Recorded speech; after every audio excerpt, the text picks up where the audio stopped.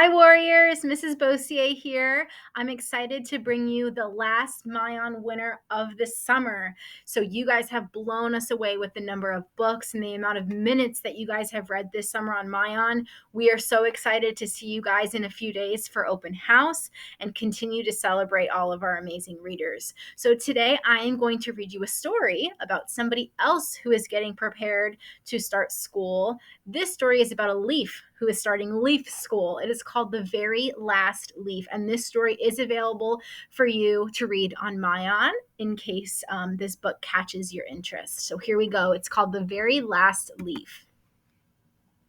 From his first day of school in the spring, Lance Cottonwood was the best and brightest student. He blossomed in budding. Look at me, I'm a leaf. He breezed through wind resistance. Some others were not so lucky. Better luck next time. He was a breath of fresh air in Photosynthesis 101.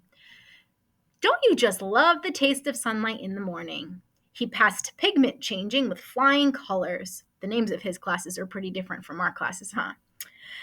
Yellow, everybody. How do you do? During his last class of autumn semester, Lance began to worry about his final exam. Has anybody started to worry if they have a big test coming up? I know I have.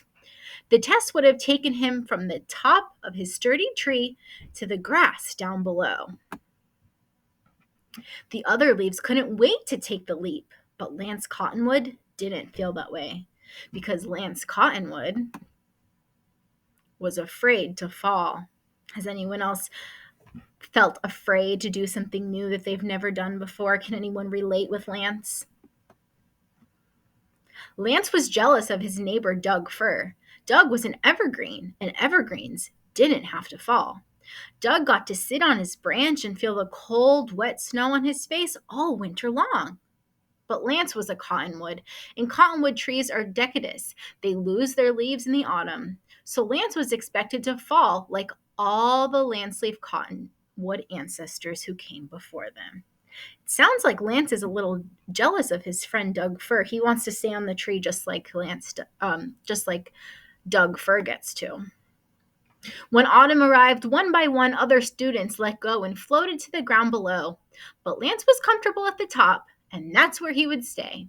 No one expected him to be scared, so Lance made up excuse after excuse. I'm just saving the best for last. Ladies first. I have a bit of a cough today.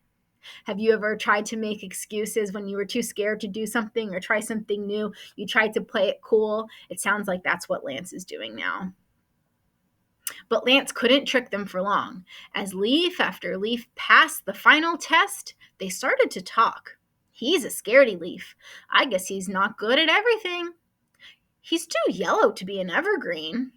That's not very nice of his friends. They should be supporting him and encouraging him. Cool days turned into colder nights, and Lance decided he was going to beat the odds. He would stay on that tree all winter long, just like Doug. It looks like we're going to be best friends. I'm not sure if that's a good idea for Lance. By the end of the week, Lance was the only one left on the tree. Lance's teacher knew he was worried, but she also knew that he would be okay. It's okay to be scared, Lance. I'm here to help you through this.